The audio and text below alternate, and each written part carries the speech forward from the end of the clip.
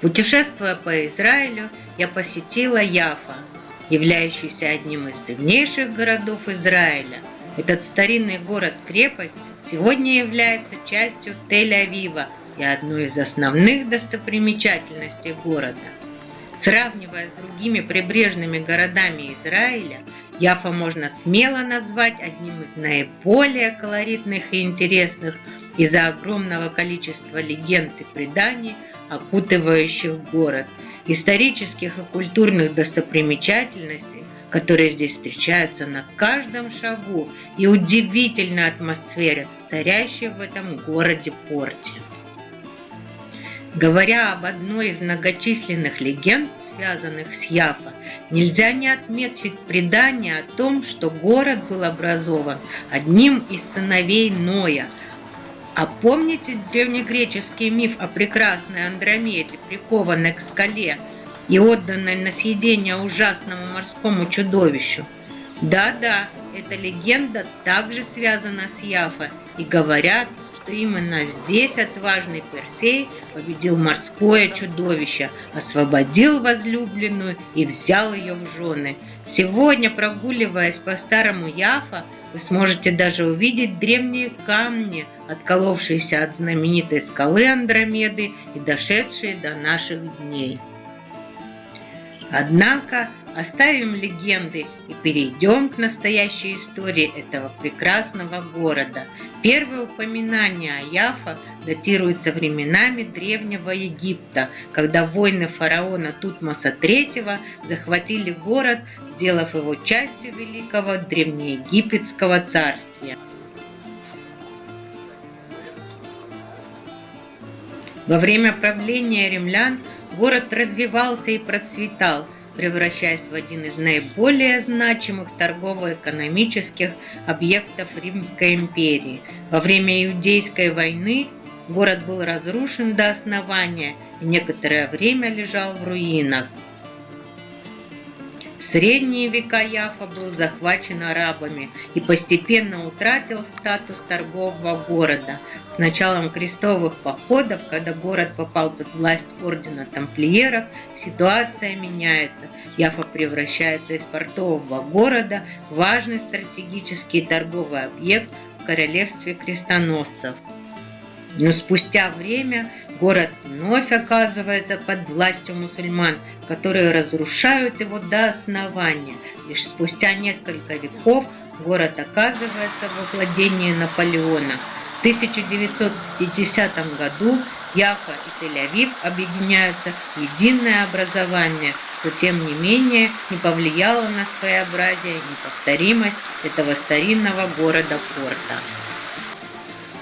Сегодня историческая часть Яффа представляет собой огромный туристический и культурный объект с многочисленными памятниками истории и культуры давно минувших дней, которые прекрасно уживаются по соседству с современными отелями, ресторанами и художественными галереями. Кстати, прогуляться к порту можно по одному из 12 переулков, каждый из которых посвящен определенному знаку зодиака. Эти переулки давно облюбовали художники и мастера искусств.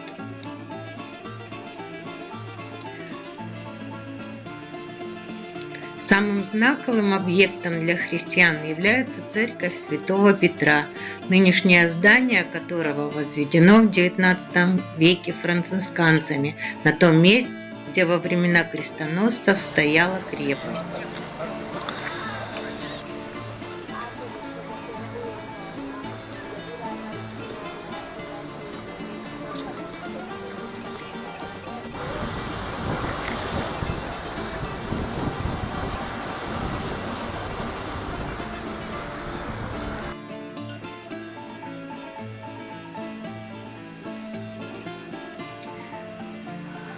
Порт Яффа является старейшим в Израиле.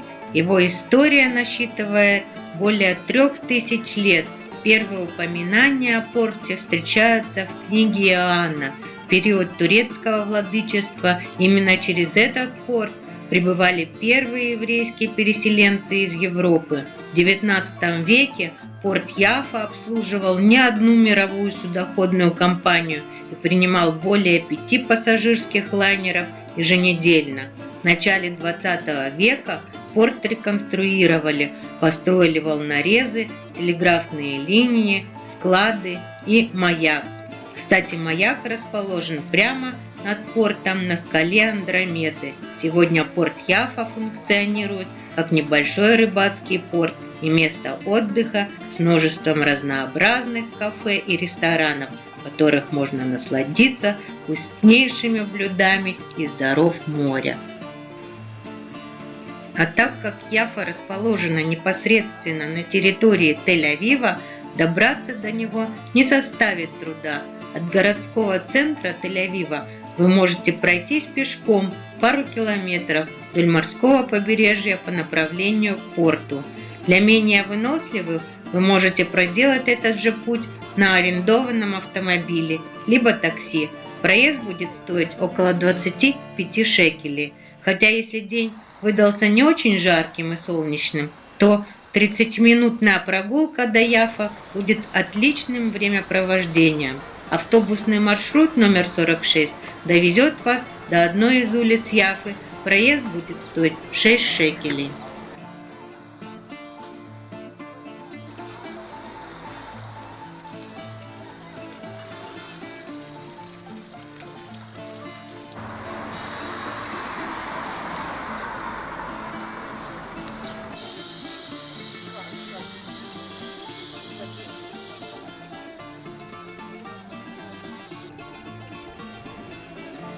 На самой высокой точке старого города установлена композиция по библейским мотивам «Ворота веры». На 2 столпах изображены сцены из жизни патриархов, готовность Авраама принести в жертву своего сына Исаака и сон Иакова, в котором Бог обещает святую землю его потомкам. А на столпах лежит скульптурный блок, символизирующий взятие Иерихона, как выполнение данного Всевышним обещания. Предлагаю посетить вам мост желаний, удивительный каменный мост с фигурками 12 знаков зодиака. Согласно древнему преданию, каждый, кто придет сюда, должен прикоснуться руками к изваянию своего зодиака и, глядя на море, загадать самое заветное желание, которое обязательно вскоре сбудется. Кстати, сюда приходят не только для того, чтобы загадать желание. Мост очень популярен среди молодоженов. Говорят, если молодые супруги перед церемонией бракосочетания придут на мост вдвоем, то они никогда не расстанутся. На этом наши путешествия не заканчиваются. Я очень надеюсь, что мое видео об Израиле окажется полезным для вас во время планирования вашей поездки по Израилю. А еще больше надеюсь, что благодаря моему видео вы примете правильное решение и проведете ваш следующий отпуск в Израиле. Подписывайтесь на наш канал, задавайте вопросы, оставляйте комментарии. Всего вам доброго, до новых встреч!